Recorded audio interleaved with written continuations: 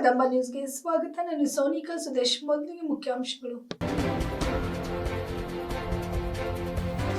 ಖಾಸಗಿ ಕನ್ನಡ ಶಾಲೆಗಳ ಉಳಿವಿಗೆ ನಿಯಮ ಸಡಿಲಿಕೆಗೆ ಒತ್ತಾಯ. ಮಳೆಯಲ್ಲೇ ಖಾಸಗಿ ಶಾಲೆಗಳ ಪ್ರತಿಭಟನೆ. ಒಟ್ಟು 38,29,000 ಬೆಲೆಯುಳ್ಳ ಸ್ವತ್ತು ಜಪ್ತಿ. 17 ಜನ ಆರೋಪಿಗಳ ನ್ಯಾಯಾಂಗ ಬಂಧನ. ಜಿಲ್ಲಾ ಪೊಲೀಸ್ ವರಿಷ್ಠಾಧಿಕಾರಿ ಪ್ರದೀಪ್ ಕುಂಟೆ. ಕರ್ನಾಟಕ ಕಾರ್ಯನಿರತ ಪತ್ರಕರ್ತರ ಧ್ವನಿ ಸಂಘದಿಂದ ಪತ್ರಿಕಾ ದಿನಾಚರಣೆ. ಸುದ್ದಿಯ ವಿವರಗಳು. ಶಾಲೆಯಲ್ಲಿ ಪಾಠ ಮಾಡಬೇಕಾಗಿದ್ದ ಶಿಕ್ಷಕರು ಇವತ್ತು ತಮ್ಮ ಸಮಸ್ಯೆಗಳೊಂದಿಗೆ ವಿವಿಧ ಬೇಡಿಕೆಗಳನ್ನು ಈಡೇರಿಸುವಂತೆ ಒತ್ತಾಯಿಸಿ ಬೀದರ್ ನಗರದಲ್ಲಿ ಮಳೆಯನ್ನು ಕೂಡ ಲೆಕ್ಕಿಸದೆ ಶಿಕ್ಷಕರು ಛತ್ರಿ ಹಿಡಿದು ಪ್ರತಿಭಟನೆಯನ್ನು ಮಾಡಿದರು. ಪ್ರಾಥಮಿಕ ಮತ್ತು ಪ್ರೌಢಶಾಲೆ ಶಿಕ್ಷಣ ಹಾಗೂ ಬೀದರ್ ಜಿಲ್ಲೆಯ ಶೈಕ್ಷಣಿಕ ಕ್ಷೇತ್ರವು ಎದುರಿಸುತ್ತಿರುವ ಗಂಭೀರ ಸಮಸ್ಯೆಗಳಿಗೆ ಶಾಶ್ವತ ಪರಿಹಾರ ಒದಗಿಸುವಂತೆ ಒತ್ತಾಯಿಸಿ ಕರ್ನಾಟಕ ಅನುದಾನ ರಹಿತ ಖಾಸಗಿ ಶಾಲಾ ಆಡಳಿತ ಮಂಡಳಿ ಸಂಘ ಬೀದರ್ ವತಿಯಿಂದ ಸಂಘದ ಗೌರವ ಅಧ್ಯಕ್ಷರಾದ ರೇವಣ್ ಸಿದ್ದಪ್ಪ ಜಾಲದೆ ಅವರ ನೇತೃತ್ವದಲ್ಲಿ ಬೀದರ್ನ ಹೈಸ್ಕೂಲ್ ಆವರಣದಿಂದ ಜಿಲ್ಲಾಧಿಕಾರಿಗಳ ಕಚೇರಿಯವರೆಗೆ ಬೃಹತ್ ಪ್ರತಿಭಟನೆಯನ್ನು ಹಮ್ಮಿಕೊಳ್ಳಲಾಯಿತು.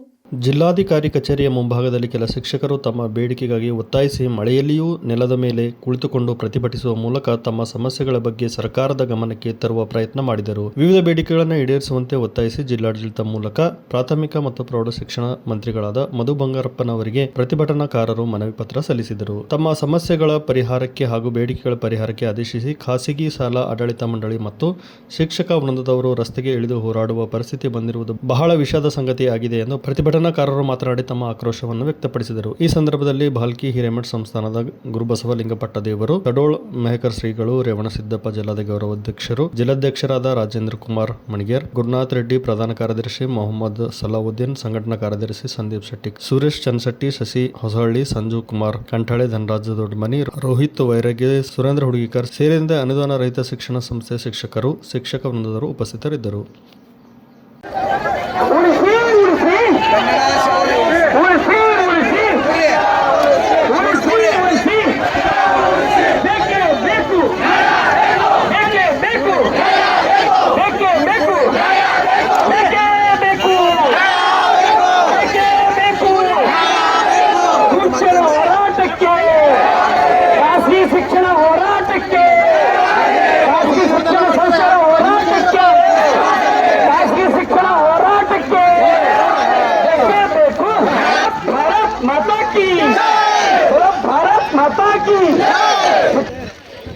ಡಿಸಿ ಆಫೀಸರ್ ಅವರು ಆಗ್ಯಾರಂದ್ರೆ ಇವತ್ತಿನ ದಿವಸ ನಮ್ಮಂತ ಶಿಕ್ಷಕರಿಂದ ಅವರು ಡಿಸಿ ಆಗಿದ್ದಾರೆ. ಅವರಿಗೂ ಗೊತ್ತಾಗಬೇಕು ಈ ಮಾತಂತ. ಬಡವ ಮಕ್ಕಳಿಗೆ ಆರ್ಟಿಲಿಂದ ಗ್ರಾಮೀಣದಲ್ಲಿರ್ತಕ್ಕಂಥ ನಮ್ಮ ಕನ್ನಡ ಶಾಲೆಗಳು ಬದುಕ್ತಾ ಇದ್ವು 5 ವರ್ಷದಿಂದ. ಯಾಕೆ ಬಂದ್ ಮಾಡಿದ್ರು ಸ್ವಾಮಿ? ಕೇಂದ್ರ ಸರ್ಕಾರದ ಅರ್ಧ ಅನುದಾನ ಅದರಲ್ಲಿದೆ.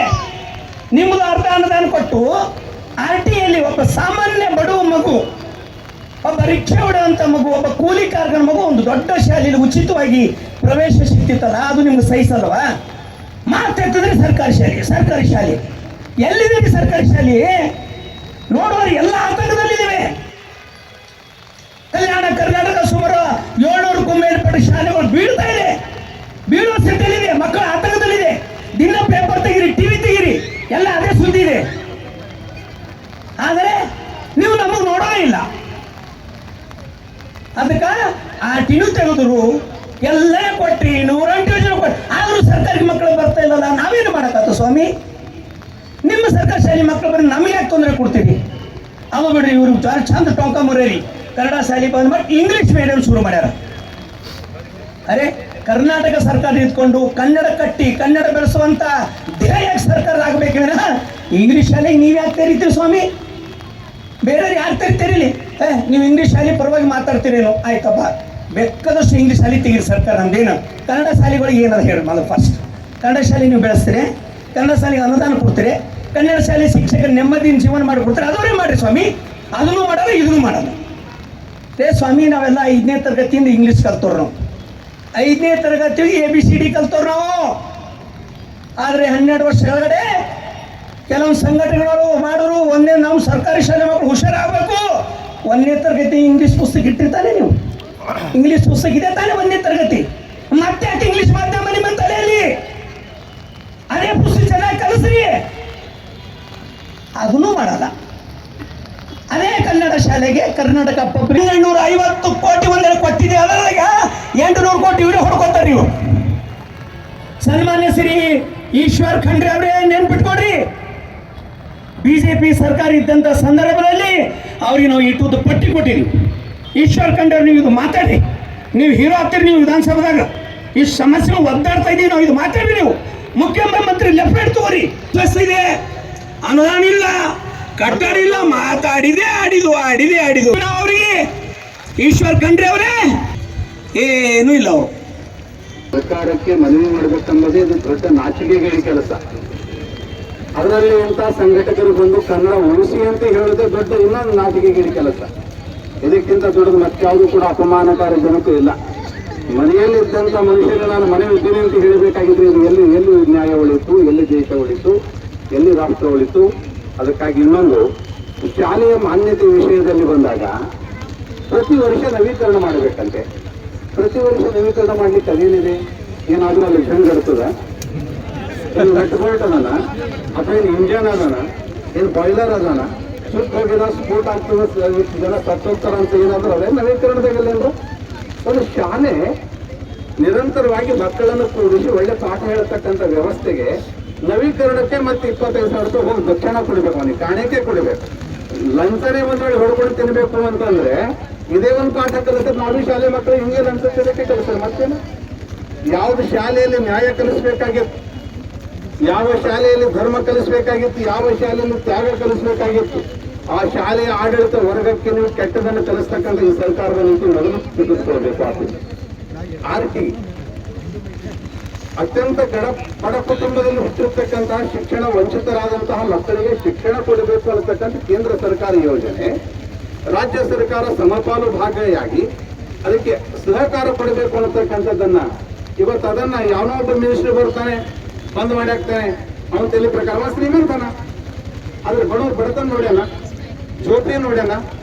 ಓಟ್ ಹಾಕುವ ಟೈಮಿಗೆ ಮಾತ್ರ 5 ದಿವಸ ಬಂದು ಹೋದ್ರು ಅಂದ್ರೆ ಮುಗಿದಾಯ್ತು. ಬಾಕಿ 5 ವರ್ಷದ ತನಕ ನಾವು ನಿವಾಂತ ರಾಜರಂತ ತಿಳ್ಕೊಂಡಿದ್ದಾರೆ. ಒಂದ್ ವೇಳೆ ಶಿಕ್ಷಣ ಸಂಸ್ಥೆಯವರು ಶಿಕ್ಷಣ ಮಕ್ಕಳು, ಬಡ ಮಕ್ಕಳು ಕೈಯಲ್ಲಿ ಡ್ಯೂಟಿಗೆ ಹಿಡ್ಕೊಂಡು ನಿಂತಿದ್ರೆ ಇದು ಹತ್ತಿ ಉರಿತಕ್ಕಂಥ ಕೆಟ್ಟ ದಿನಗಳು ಬರಬಾರದು. ನಾಡಿಗೆ ಈ ಸಮಸ್ಯೆಗಳು ಬರಬಾರದು. ವ್ಯವಸ್ಥಿತವಾಗಿ ಆ ಮಕ್ಕಳು ಬೆಳತಕ್ಕಂಥದ್ದು ಹಕ್ಕೇನಿದೆ, ನಮ್ಮ ಹಕ್ಕು, ನಮ್ಮ ಶಿಕ್ಷಣ ನನ್ನ ಹಕ್ಕು, ನನಗೆ ಸಹಕಾರ ಕೊಡಿ ಅಂತಕ್ಕಂಥದ್ದು ಏನಿದೆಯಲ್ಲ ಇದು ಕೊಡಬೇಕು. ಒಂದು 371J ಈ ವಿಷಯದಲ್ಲಿ ಯಾವನೊಬ್ಬ ಮಂತ್ರಿ ಬಂದು ಹೇಳ್ತಾನೆ, ಇಲ್ಲ ಅದು ರದ್ದು ಮಾಡಿ ಹಾಕೋಣ. ಯಾಕೆ ರದ್ದು ಮಾಡಬೇಕು? ಇದು ಏನು ಕೊಟ್ಟಿರ್ತಕ್ಕಂಥದ್ದು, ಇದೇನು ಸರ್ಕಾರ ಕೊಟ್ಟಿರ್ತಕ್ಕಂಥದ್ದಲ್ಲ. ಬ್ರಿಟಿಷ್ ಗವರ್ನಮೆಂಟ್ ನಲ್ಲಿ ಇಲ್ಲಿ ನಿಜಾಮ್ ಶಾಸನ ಇದ್ದಾಗ ಆ ಸಂದರ್ಭದಲ್ಲಿ ಹೈಯರ್ ಅಧಿಕಾರಿಗಳು ಯಾರೇ ಬಂದಿದ್ದು ಕೂಡ ಉನ್ನತವಾಗಿರತಕ್ಕಂಥ ಲಕ್ನೋದಿಂದ ಬರ್ತಿದ್ರು. ಯಾಕಂದ್ರೆ ಅವ್ರ ಹಿಂದಿ ಬಹಳ ಚೆನ್ನಾಗಿತ್ತು. ಅವ್ರು ಬರೀತಕ್ಕಂಥ ಭಾಷೆ ಎರಡಿತ್ತು, ಒಂದು ಇಂಗ್ಲಿಷ್ ಮತ್ತು ಹಿಂದಿ. ಆ ಸಂದರ್ಭದಲ್ಲಿ ಇಲ್ಲಿ ವತನ್ ಕಿ ಲೋಗೋಂ ಕೆ ಲಿಯೆ ನ್ಯಾಯ ಮಿಲ್ನಾ ಚಾಹಿಯೆ ಅಂತಕ್ಕಂಥದ್ದು ಒಂದೇ ಒಂದು 371J. ವತನ್ ಕಿ ಆಮ್, ವತನ್ ಕಿ ಜನತಾ, ಎಲ್ಲಿನ ಜನ ಇದೆ ಅಲ್ಲಿನ ಸಂಸ್ಕೃತಿ ಅವರಿಗೆ ಗೊತ್ತಿದೆ. ಇದು ಆಯ್ತು, ಒಂದು ಸಿಚುವೇಶನ್ ಆಯ್ತು. ಅಲ್ಲಿನ ಚೀಫ್ ಮಿನಿಸ್ಟರ್ ಹೇಳ್ತಾರೆ, ನೀನ್ ಹೆಣ್ಮಗಳಿದ್ಯಮ್ಮ ನೀನ್ ಕೂತ್ಕೋ ಅಂತ ಹೇಳ್ತಾರೆ. ಒಬ್ಬ ಮಹಿಳೆಗೆ ಅಂದ್ರೆ MLA ಈ ಮಾತಿನ ಹೇಳ್ತಕ್ಕಂಥ ಇನ್ನು ನಮ್ಮ ದೇಶದಲ್ಲಿ ಅಂತವರು ಇದ್ದಾಗ, ಅಂತವರು ಏನ್ ಹೇಳ್ತೀರಿ ನೀವು, ಪವರ್ ಸೀಟ್ ಆಫ್ ಪವರ್ ಅಲ್ಲಿ ಕೂತ್ಕೋಬೇಕಾದ್ರೆ ಇಷ್ಟೊಂದು ಮಹಿಳಾ ಮಣಿಗಳು ನಾವು ಈ ದೀವಿಗೆಯನ್ನ ನಮ್ಮ ಕೈನಲ್ಲಿ ಇಟ್ಕೊಂಡು ಹೋಗ್ತೇವೆ ಅಂತ ಬಂದಿದ್ದೀರಲ್ಲ, ನಿಜಕ್ಕೂ ಬೀದರ್ ನಿಮ್ಗೆಲ್ರಿಗೂ ತಲೆಬಾಗಿ ವಂದಿಸ್ತದೆ ಅಂತ ನಾನು ಹೇಳೋದಕ್ಕೆ ಇಷ್ಟಪಡ್ತೇನೆ. ಮತ್ತು ಇಲ್ಲಿ ಬಂದಂತಹ ಎಲ್ಲ ಪತ್ರಕರ್ತ ಬಂಧುಗಳೇ, ಎಲ್ಲರಿಗೂ ಕೂಡ ಇವತ್ತು ನಾವು ಇಲ್ಲಿ ನೆರೆದಿರೋದು, ಈ ಮಳೆಯಲ್ಲೂ ಕೂಡ ನೆರೆದಿರೋದು ಕಾರಣ ಏನು ಅಂತಂದ್ರೆ ನಮ್ಮ ಬೇಡಿಕೆಗಳನ್ನ ಸರ್ಕಾರ, ಅದು ಯಾವುದೇ ಸರ್ಕಾರ ಬರಲಿ, ವಿದೌಟ್ ಪೊಲಿಟಿಸೈಸಿಂಗ್ ದ ಥಿಂಗ್, ಆ ಸರ್ಕಾರ ಈ ಸರ್ಕಾರ ಅಂತಲ್ಲ, ಯಾವ ಸರ್ಕಾರ ಬಂದ್ರು ನಾವುಗಳು ಇಷ್ಟೇ ಉಳಿತಾ ಇದೀವಲ್ಲ ಅಂತ ಕೊರಗು ಅಲ್ಲಿ ಪ್ರಾಬ್ಲಮ್ ಬರ್ತಾ ಇದೆ.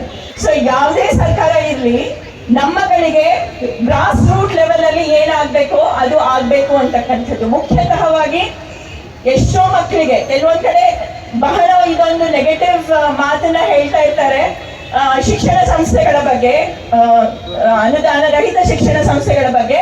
ಇವರು RTE ತಗೊಂಡು ಮಕ್ಳಿಗೆ ಕಲಿಸಲ್ಲ, ಇವರು RTE ತಗೊಂಡು ಮಕ್ಳಿಗೆ ಬೇರೆ ಕ್ಲಾಸಲ್ಲಿ ಹಾಕ್ತಾರೆ. ಬಹುಶಃ ನಾವು ಯಾರೂ ಆತರ ಮಾಡಿಲ್ಲ, ಮಾಡೋದೂ ಇಲ್ಲ. ಯಾಕಂತಂದ್ರೆ ಬೀದರ್ ಭಾಗವನ್ನ ಬೆಳೆಸ್ಬೇಕು ಅಂತ ಟೊಂಕಕ್ಕೆ ಸೆರಗು ನಿಂತು ಕಟ್ಟಿರೋದು, ಸೆರಗು ಕಟ್ಟಿ ನಿಂತಿರೋದು ಮೂಲತಃವಾಗಿ ಅನುದಾನ ರಹಿತ ಶಿಕ್ಷಣ ಸಂಸ್ಥೆಗಳೇ. ಅಲ್ಲಿಂದನೇ ಪ್ರಾರಂಭ ಆಗಿರೋದು ಕಥೆ. ಬೀದರನ್ನ ಬೆಳೆಸ್ಬೇಕು ಅಂತಂದು ಟೊಂಕಕ್ಕೆ ಸೆರೆ ಕಟ್ಟಿರೋವು, ತನ್ನನ್ನು ತಾನು ಅರ್ಪಿಸ್ಕೊಂಡಿರೋವು, ತ್ಯಾಗ ಮಾಡಿರೋ ಎಲ್ಲ ಮುಖ್ಯತಃವಾಗಿ ಅನುದಾನ ರಹಿತ ಶಿಕ್ಷಣ ಸಂಸ್ಥೆಗಳೇ. ಹಾಗಾಗಿ ಎಲ್ಲ ಪದಾಧಿಕಾರಿಗಳೇ ಇರಬಹುದು, ಅಧಿಕಾರ ವೃಂದದವರೇ ಇರಬಹುದು, ಅಥವಾ ನಮ್ಮ ಪಾರ್ಲಿಮೆಂಟ್ ಅಲ್ಲಿ ಕೂಡೋರು ಮತ್ತೆ ಸಂಸತ್ನಲ್ಲಿ ಕೂಡೋರು ಯಾರೇ ಇರಬಹುದು, ಎಲ್ಲರೂ ಈ ಕಡೆ ಕಣ್ಣು ತೆಗೆದು ನೋಡೋ ಅವಶ್ಯಕತೆ ಬಹಳ ಇದೆ. ಬೀದರ್ ಜಿಲ್ಲೆಯ 7 ಪೊಲೀಸ್ ಠಾಣೆಗಳಲ್ಲಿ ದಾಖಲಾಗಿರುವ ಒಟ್ಟು 22 ಹಾಗೂ ತೆಲಂಗಾಣ ರಾಜ್ಯದ ಜಹೀರಾಬಾದ್ ಪೊಲೀಸ್ ಠಾಣೆಯಲ್ಲಿ ದಾಖಲಾದ 4 ಸ್ವತ್ತಿನ ಕಳವು ಪ್ರಕರಣಗಳಲ್ಲಿನ ಒಟ್ಟು 38 ದ್ವಿಚಕ್ರ ವಾಹನಗಳು, ರೈತರು ಹೊಲದಲ್ಲಿ ಬಳಸುವ 8 ಪಂಪ್ ಸೆಟ್ಗಳು, 1 4 ವೀಲರ್, 1 ಸಿಗರೆಟ್ ಪ್ಯಾಕೆಟ್ ಕಳವು ಪ್ರಕರಣ ಹಾಗೂ ಆರಂಭವಾಗಿ ಸಾಗಿಸುತ್ತಿದ್ದ 25 ಕ್ವಿಂಟಲ್ ಪಡಿತರ ಅಕ್ಕಿ ಹಾಗೂ ಅಕ್ರಮ ಸಾಗಾಟಕ್ಕೆ ಬಳಸಿದ 1 ಮಹೇಂದ್ರ ಗೂಡ್ಸ್ ವಾಹನ ಜಪ್ತಿ. ಹೀಗೆ ಒಟ್ಟು 38,29,000 ಬೆಲೆಯುಳ್ಳ ಸ್ವತ್ತನ್ನು ಜಪ್ತಿ ಮಾಡಿ ಕಳ್ಳತನ ಹಾಗೂ ಅಕ್ರಮ ಚಟುವಟಿಕೆಯಲ್ಲಿ ಭಾಗಿಯಾಗಿದ್ದ 17 ಜನ ಆರೋಪಿಗಳನ್ನು ನ್ಯಾಯಾಂಗ ಬಂಧನಕ್ಕೆ ಕಳುಹಿಸಲಾಗಿದೆ ಎಂದು ಜಿಲ್ಲಾ ಪೊಲೀಸ್ ವರಿಷ್ಠಾಧಿಕಾರಿ ಪ್ರದೀಪ್ ಗುಂಟಿ ಅವರು ಕರೆದ ಸುದ್ದಿಗೋಷ್ಠಿಯಲ್ಲಿ ಮಾತನಾಡಿ ಮಾಹಿತಿ ನೀಡಿದ್ದಾರೆ.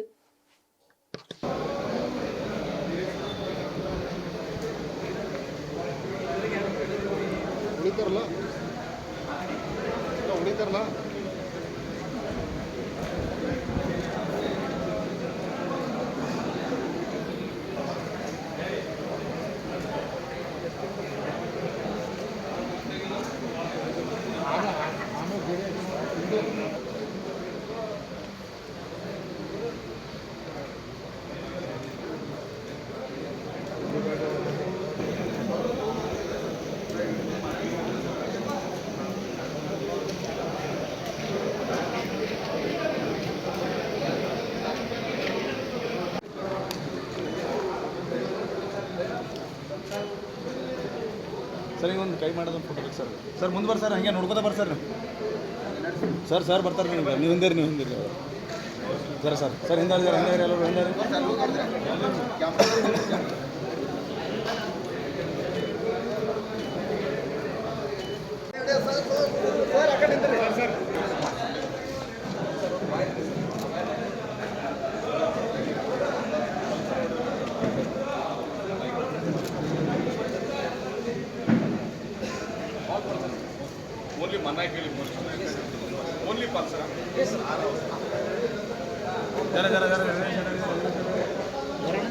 ಕಾಪಾಡೋದು ಪೊಲೀಸರಾಗಿ ನಮ್ಮ ಪ್ರಥಮ ಆದ್ಯತೆ ಆಗಿರುತ್ತದೆ. ಇವತ್ತು ನಿಮ್ಮ ಮುಖಾಂತರ ನಾನು ಎಲ್ಲ ನಮ್ಮ ಸಿಬ್ಬಂದಿಗಳು, ಕ್ರೈಮ್ ಸ್ಟಾಫ್ ಆಗಲಿ, ನಮ್ಮ DSPಗಳಾಗಲಿ, CPಗಳಾಗಲಿ ಕಳೆದ ತಿಂಗಳು ಯಾವ ಪ್ರಾಪರ್ಟಿಯನ್ನು ಕಳ್ಳತನ ಕೇಸ್ಗಳಲ್ಲಾಗಲಿ ಬೇರೆ ಬೇರೆ ಕೇಸ್ಗಳಲ್ಲಿ ಎಷ್ಟು ಪ್ರಾಪರ್ಟಿಯನ್ನು ರಿಕವರ್ ಮಾಡಿದ್ದಾರೆ ಅನ್ನೋ ಮಾಹಿತಿಯನ್ನು ನಾನು ಹಂಚ್ಕೋಬೇಕಂತಿದ್ದೇನೆ. ಕಳೆದ ತಿಂಗಳಲ್ಲಿ ಸುಮಾರು 38 ಮೋಟಾರ್ ಬೈಕ್ಗಳನ್ನು ನಾವು ರಿಕವರ್ ಮಾಡಿದ್ದೇವೆ. ಇವೆಲ್ಲ ಸ್ಟೋಲನ್ ಪ್ರಾಪರ್ಟೀಸ್ ಆಗಿದ್ದಾವೆ, ಕಳ್ಳತನವಾಗಿದ್ದಾವೆ. ಈ 2 ವೀಲರ್ಸನ್ನು ನಾವು 38 ಟೂ ವೀಲರ್ಸನ್ನು ರಿಕವರ್ ಮಾಡಿದ್ದೇವೆ. ಹಾಗೂ ಸುಮಾರು ಒಂದು 8 ಪಂಪ್ ಸೆಟ್ಗಳು ರೈತರು ಯೂಸ್ ಮಾಡುವ ಪಂಪ್ ಸೆಟ್ಗಳನ್ನು ಕೂಡ ನಾವು ಒಂದು ಕಳ್ಳತನ ಪ್ರಕರಣದಲ್ಲಿ ನಾವು ರಿಕವರ್ ಮಾಡಿದ್ದೇವೆ. ಇದಲ್ಲದೆ ಒಂದು 4 ವೀಲರ್ ಕೂಡ ನಾವು ರಿಕವರ್ ಮಾಡಿದ್ದೇವೆ. ಇದಲ್ಲದೆ ಒಂದು ಸುಮಾರು 25 ಕ್ವಿಂಟಾಲ್ ಪಡಿತರ ಅಕ್ಕಿಯನ್ನು ಕೂಡ ನಾವು ಅಕ್ರಮವಾಗಿ ಸಾಗಣೆ ಮಾಡಿರುವ ವೆಹಿಕಲನ್ನು ನಾವು ಇಂಟರ್ಸೆಪ್ಟ್ ಮಾಡಿ ಸೀಸ್ ಮಾಡಿ ಪಡಿತರ ಅಕ್ಕಿಯನ್ನು ಕೂಡ ನಾವು ರಿಕವರ್ ಮಾಡಿದ್ದೇವೆ. ಸೊ ಇಷ್ಟೆಲ್ಲ ಪ್ರಾಪರ್ಟಿಯನ್ನು ನಾವು ರಿಕವರ್ ಮಾಡಿದ್ದನ್ನು ತಿಳ್ಕೊಳ್ಳೋಕ್ಕೆ ನಾನು ತುಂಬ ಸಂತೋಷವಾಗಿದ್ದೇನೆ. ಹಾಗೂ ಅದರಲ್ಲಿ ಭಾಗಿಯಾಗದ ಎಲ್ಲ ಕ್ರೈಮ್ ಸ್ಟಾಫ್ ಕೂಡ ನಾನು ಪ್ರಶಂಸೆ ನೀಡ್ತಾ ಇದ್ದೇನೆ. ಅವರಿಗೆ ಮುಂದೆ ಕ್ಯಾಶ್ ರಿವಾರ್ಡ್ ಕೂಡ ಕೊಡ್ತಾ ಇದ್ದೇನೆ.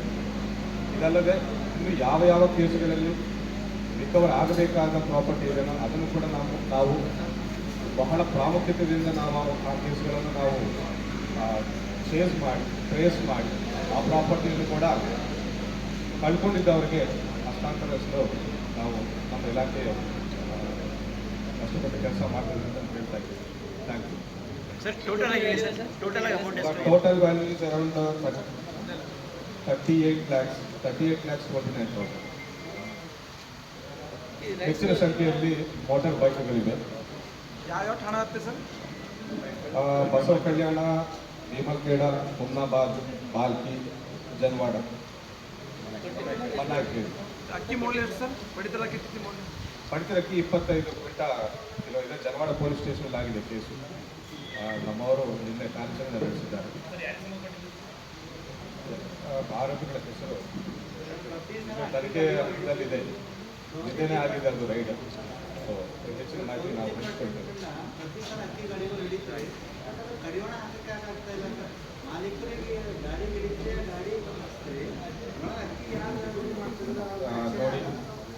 ನೋಡಿ ಯಾರು ಇದರಲ್ಲಿದ್ದಾರೆ, ಯಾರ ಇನ್ವಾಲ್ವ್ಮೆಂಟ್ ಇದೆ ಅನ್ನೋದನ್ನು ನಾವು ತನಿಖೆ ಹಂತದಲ್ಲಿ ಪತ್ತೆ ಮಾಡ್ತಾ ಇದ್ದೇವೆ. ಅಲ್ಲಿಂದ ಕಡಿವಾಣ ಹಾಕಬೇಕಂದ್ರೆ ನಾವು ಫುಡ್ ಡಿಪಾರ್ಟ್ಮೆಂಟ್ ಒಟ್ಟಿಗೆ ನಾವು ಹೊಂದಾಣಿಕೆ ಮಾಡಿಕೊಂಡು ಮುಂದಿನ ಕಾರ್ಯಾಚರಣೆ ಮಾಡಬೇಕಾಗ್ತದೆ. ಈಗಲೇ ಅವರು ನಮಗೆ ಕೋಆಪರೇಟ್ ಮಾಡ್ತೇವೆ ಅಂತ ಮಾತು ಕೊಟ್ಟಿದ್ದಾರೆ. ಖಂಡಿತ ಇದಕ್ಕೆ ಕಡಿವಾಣ ಹಾಕ್ತೇವೆ.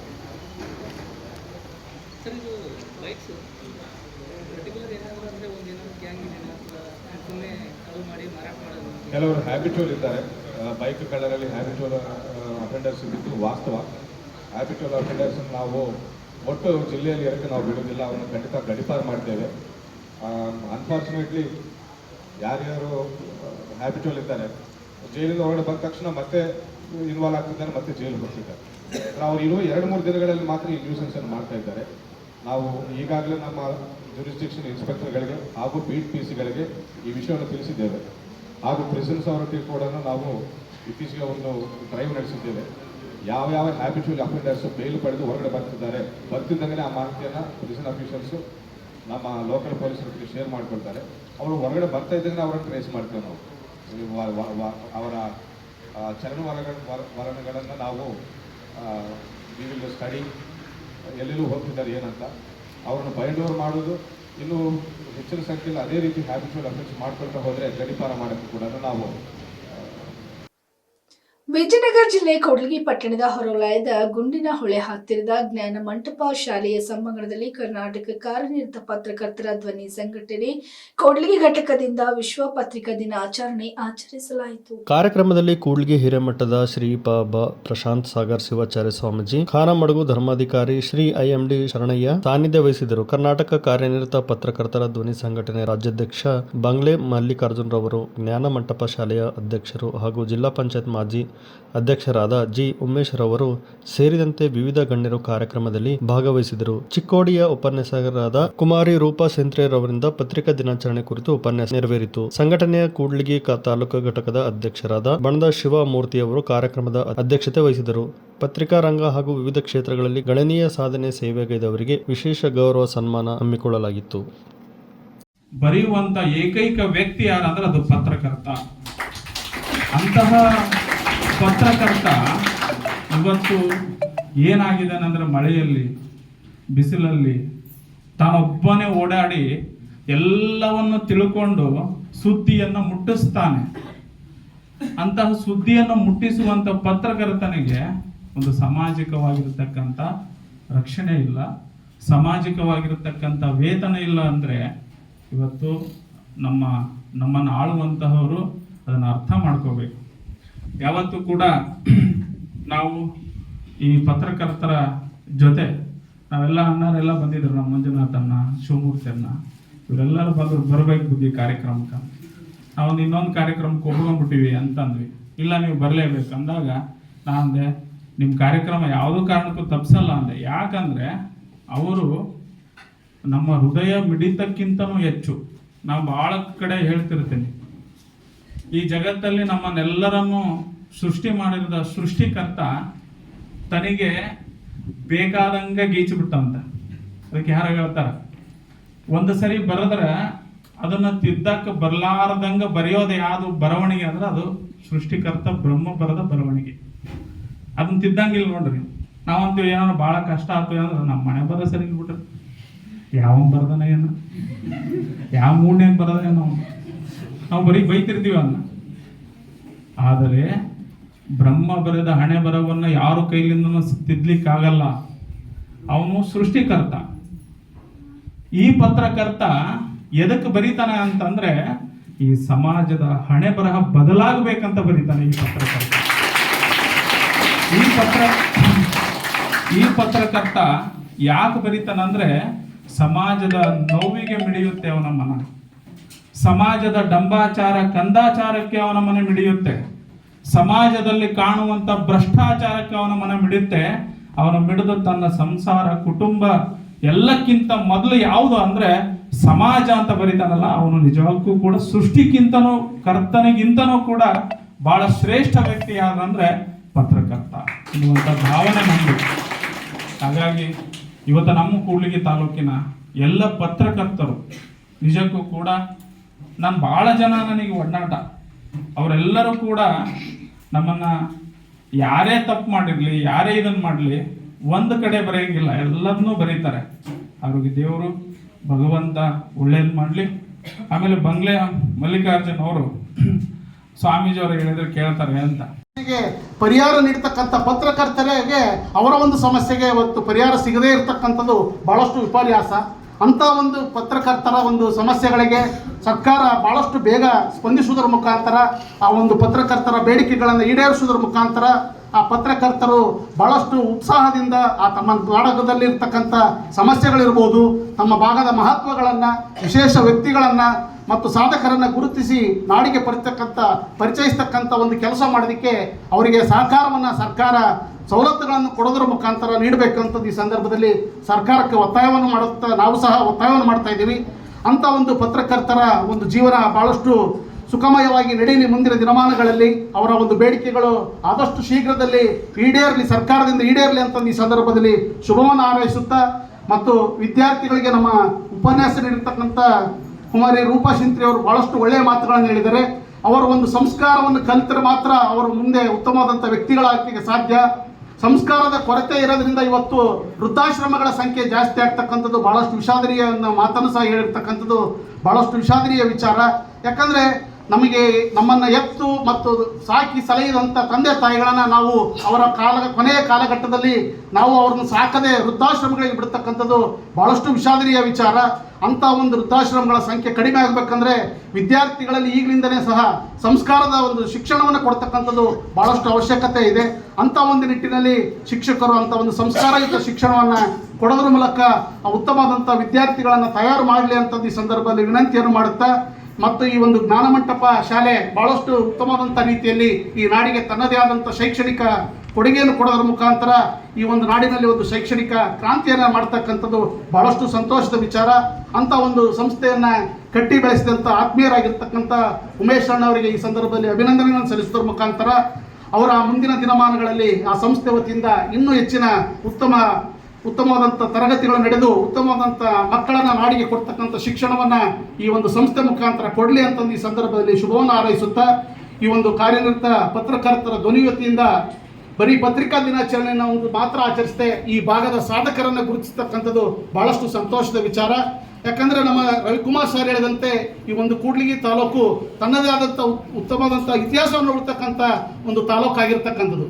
ಈ ಒಂದು ತಾಲೂಕಿನಲ್ಲಿ ಒಂದು ಪಂಡಿತ ಪರಂಪರೆಗೆ ಇವತ್ತು ರಾಜ್ಯಕ್ಕೆ ಉತ್ತಮವಾದಂಥ ಕೊಡುಗೆಯನ್ನು ಕೊಟ್ಟಂಥ ಪಂಡಿತ ಪರಂಪರೆ ನಮ್ಮ ತಾಲೂಕಿನಲ್ಲಿರ್ತಕ್ಕಂಥದ್ದು, ಮತ್ತು ಶಿಕ್ಷಣದ ಒಂದು ಕ್ರಾಂತಿಯನ್ನು ಮಾಡಿರ್ತಕ್ಕಂಥದ್ದು ನಮ್ಮ ತಾಲೂಕು.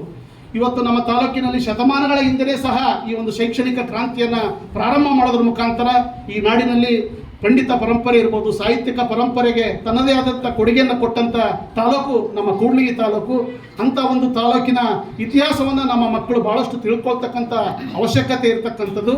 ಆ ನಿಟ್ಟಿನಲ್ಲಿ ಶಿಕ್ಷಕರು ಸಹ ನಮ್ಮ ತಾಲೂಕಿನ ಮಹಿಮೆ ಇತಿಹಾಸವನ್ನು ತಿಳಿಸುವುದರ ಮುಖಾಂತರ ಆ ವಿದ್ಯಾರ್ಥಿಗಳಿಗೆ ಉತ್ತಮವಾದಂಥ ಸಂಸ್ಕಾರಯುತ ಶಿಕ್ಷಣವನ್ನು ಕೊಡ್ತಕ್ಕಂಥದ್ದಾಗಲಿ ಅಂತದ್ದು ಈ ಸಂದರ್ಭದಲ್ಲಿ. ಬೀದರ್ ಜಿಲ್ಲೆಯಲ್ಲಿ ಕೆಲವು ದಿನಗಳಿಂದ ಎಡೆಬಿಡದೆ ನಿರಂತರ ಮಳೆಯಾಗುತ್ತಿದ್ದು ಹಾನಿ ತಪ್ಪಿಸಲು ಅಗತ್ಯ ಮುಂಜಾಗ್ರತಾ ಕ್ರಮಗಳನ್ನು ಕೈಗೊಳ್ಳಬೇಕೆಂದು ಮಾಜಿ ಸಚಿವರು ಹಾಗೂ ಔರಾದ್ ಪಿ ಶಾಸಕರಾದ ಪ್ರಭು ಪಿ ಚವ್ಹಾಣ್ ಅವರು ಅಧಿಕಾರಿಗಳಿಗೆ ಸೂಚಿಸಿದ್ದಾರೆ. ದೂರವಾಣಿ ಮುಖಾಂತರ ಅಧಿಕಾರಿಗಳನ್ನು ಸಂಪರ್ಕಿಸಿ ಔರಾದ್ ಹಾಗೂ ಕಮಲ್ ನಗರ ತಾಲೂಕುಗಳಲ್ಲಿ ಮಳೆ ಪ್ರಮಾಣ ಮತ್ತು ಹಾನಿಯ ಬಗ್ಗೆ ಚರ್ಚಿಸಿದ್ದು ತಹಸೀಲ್ದಾರರು ಮತ್ತು ತಾಲೂಕು ಪಂಚಾಯತ್ ಕಾರ್ಯನಿರ್ವಾಹಕ ಅಧಿಕಾರಿಗಳು ಗ್ರಾಮಗಳಿಗೆ ಭೇಟಿ ನೀಡಿ ಜನರ ಸಮಸ್ಯೆಗಳಿಗೆ ಸ್ಪಂದಿಸಬೇಕು. ಗ್ರಾಮ ಮಟ್ಟದಲ್ಲಿ ಕೆಲಸ ಮಾಡುವ ಪಂಚಾಯತ್ ಅಭಿವೃದ್ಧಿ ಅಧಿಕಾರಿಗಳು ಮತ್ತು ಗ್ರಾಮ ಲೆಕ್ಕಾಧಿಕಾರಿಗಳ ಸಭೆ ನಡೆಸಿ ಅಗತ್ಯ ನಿರ್ದೇಶನಗಳನ್ನು ನೀಡಬೇಕೆಂದು ಹೇಳಿದರು. ಕ್ಷೇತ್ರದಲ್ಲಿ ಮನೆಗಳು ಮತ್ತು ಬೆಳೆ ಹಾನಿಯಾಗಿರುವ ಬಗ್ಗೆ ವರದಿಯಾಗಿದ್ದು, ಕೃಷಿ ಮತ್ತು ಕಂದಾಯ ಇಲಾಖೆ ಅಧಿಕಾರಿಗಳು ಹಾನಿಯಾದ ಸ್ಥಳಕ್ಕೆ ತೆರಳಿ ಸರ್ಕಾರಕ್ಕೆ ನಿಖರವಾದ ವರದಿ ಸಲ್ಲಿಸಬೇಕು. ಸಕಾಲಕ್ಕೆ ಪರಿಹಾರ ಕಲ್ಪಿಸಲು ಪ್ರಾಮಾಣಿಕವಾಗಿ ಪ್ರಯತ್ನಿಸಬೇಕು ಎಂದು ಸೂಚಿಸಿದ್ದಾರೆ.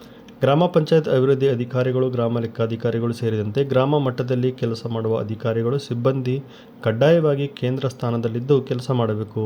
ಮೊಬೈಲ್ ಫೋನುಗಳನ್ನು ಚಾಲ್ತಿಯಲ್ಲಿ ಇಟ್ಟುಕೊಂಡಿರಬೇಕು. ಸಾರ್ವಜನಿಕರಿಂದ ಬರುವ ಎಲ್ಲಾ ಕರೆಗಳಿಗೆ ಸ್ಪಂದಿಸಬೇಕೆಂದು ಕಟ್ಟುನಿಟ್ಟಾಗಿ ತಿಳಿಸಿದ್ದಾರೆ. ನಿರಂತರ ಸುರಿದ ಮಳೆಗೆ ಎಲ್ಲೆಂದರಲ್ಲಿ ನೀರು ತುಂಬಿರುತ್ತದೆ. ಇದರಿಂದ ಸೊಳ್ಳೆಗಳ ಹಾವಳಿ ಹೆಚ್ಚಾಗಿ ಡೆಂಗು, ಮಲೇರಿಯಾ, ಚಿಕನ್ ಗುನ್ಯದಂತಹ ಸಾಂಕ್ರಾಮಿಕ ಕಾಯಿಲೆಗಳು ಹರಡುವ ಭೀತಿ ಇರುತ್ತದೆ. ಹಾಗಾಗಿ ಎಲ್ಲಾ ಗ್ರಾಮಗಳಲ್ಲಿ ಚರಂಡಿಗಳನ್ನು ಸ್ವಚ್ಛಗೊಳಿಸಬೇಕು, ಬ್ಲೀಚಿಂಗ್ ಪೌಡರ್ ಸಿಂಪಡಣೆ ಮತ್ತು ಫಾಗಿಂಗ್ ಮಾಡಿಸಬೇಕು ಮತ್ತು ಸ್ವಚ್ಛತೆಯ ಬಗ್ಗೆ ಜಾಗೃತಿ ಮೂಡಿಸಬೇಕೆಂದು ಹೇಳಿದ್ದಾರೆ. ತಂತಿ ಕಡಿತದಂತಹ ಸಮಸ್ಯೆಗಳನ್ನು ತ್ವರಿತವಾಗಿ ಇತ್ಯರ್ಥಪಡಿಸಿ ವಿದ್ಯುತ್ ಪೂರೈಕೆಗೆ ಅಡಚಣೆಯಾಗದಂತೆ ನೋಡಿಕೊಳ್ಳಬೇಕೆಂದು ಶಾಸಕ ಪ್ರಭು ಚವ್ಹಾಣ್ ಅಧಿಕಾರಿಗಳಿಗೆ ಸೂಚಿಸಿದರು. ಇಲ್ಲಿವರೆಗೆ ಸುದ್ದಿ ಕೊಟ್ಟಿದ್ದು ನಾನು ಸೋನಿಕಾ ಸುತೇಶ್. ಮುಂದಿನ ಸುದ್ದಿಯೊಂದಿಗೆ ಮತ್ತೆ ವಂದನೆಗಳು.